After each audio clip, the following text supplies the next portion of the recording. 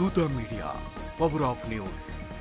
YCP మాజీ నాయకుడు మాజీ ఎంపీ విజయసాయిరెడ్డి జగన్ గురించి ఆయన పార్టీ గురించి చేసిన వ్యాఖ్యలపై టీడీపీకి చెందిన మీడియా సంబరాలు చేసుకుంటోంది. ఇంకేముంది, విజయసాయిరెడ్డి జగన్ గురించి అంతా చెప్పేశాడు. భవిష్యత్తులో మరిన్ని నిజాలు చెప్తారు.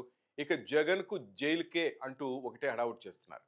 ఇంతకీ జగన్ గురించి విజయసాయి ఏం చెప్పాడంటే, కాకినాడ పోర్టు విషయంలో జగన్కు సంబంధం లేదు, మద్యం కుంభకోణంలో జగన్ పాత్ర లేదు, కోటరీ వల్లే జగన్ అలా అయ్యాడు, కోటరీని జగన్ పక్కన పెడితే ఆయనకు మంచి భవిష్యత్తు ఉంటుంది అంటూ పరోక్షంగా జగన్ ఎటువంటి తప్పులు చేయలేదు, అంత కోటరీనే చేసిందనే విధంగా ఆయన తెలివిగా జగన్ అవినీతి అక్రమాలను విజయసాయిరెడ్డి కోటరీపైకి నెట్టేస్తున్నారు.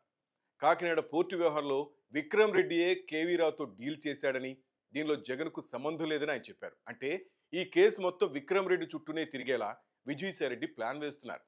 పార్టీలో లేకపోయినా తన మాజీ బాస్ను రక్షించే చర్యలు మాత్రం విజయసాయిరెడ్డి ఆపలేదు. మాజీ బాస్కు కష్టం రాకుండా ఉండేందుకు ఇతర వ్యక్తులను బలి చేయడానికి ఆయన సిద్ధపడుతున్నారు. రాబోయే 4 ఏళ్లు ఆయన జగన్ పార్టీలో లేకపోయినా ఆయన రక్షించే చర్యలు మాత్రం చేస్తూనే ఉంటాడు. ఇప్పుడేదో జగన్కు వ్యతిరేకంగా మాట్లాడినట్లు ఆయన బిల్డప్ ఇస్తారని, ఈ క్రమంలో ఆయన బీజేపీలో చేరతారని, ఆయన బీజేపీలో చేరిన తర్వాత జగన్ను బీజేపీకి మళ్లీ దగ్గర చేసే మార్గాలు వెతుకుతారు. ఈలోగా జగన్కు ఢిల్లీలో సహకరించే పారిశ్రామికవేత్తల ద్వారా జగన్ను బలహీనపడకుండా చేయాల్సింది ఆయన చేస్తారు. బాహుబలి సినిమాలో కట్టప్ప మాదిరి విజయసాయిరెడ్డి ఎప్పటికీ జగన్కు బానిసే అంటూ పేరు చెప్పడానికి ఇష్టపడి ఓ వైసీపీ నేత వ్యాఖ్యానించారు. ఇప్పుడు తమకు పట్టం లేదని తను జగన్ అవమానించారనేది శుద్ధ అబద్ధమని, జగన్ అధికారంలో ఉన్నప్పుడు విజయసాయిరెడ్డి వైజాగ్ను దోచేస్తున్నప్పుడు జగన్ ఎందుకు ఆపలేదని ఆ నాయకుడు ప్రశ్నించాడు. వారిద్దరూ నాణ్యానికి బొమ్మ బొరుసు లాంటి వారని, వారి మధ్య విభేదాలు అనేవి రావని కూడా ఆయన అన్నారు.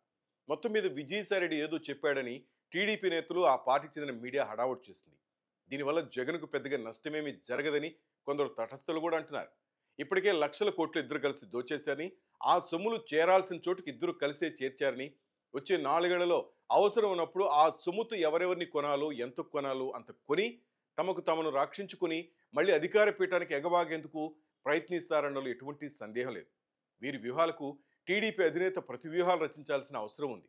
ఒకవేళ అలా చేయకుండా జగన్ బలహీనపడ్డారు, ఆయన పార్టీ నుంచి నాయకులు వెళ్ళిపోతున్నారని సాచివేత ధోరణి అవలంబిస్తే మరోసారి జగన్ చేతిలో దెబ్బతింటారన్నలో ఎటువంటి సందేహం లేదు.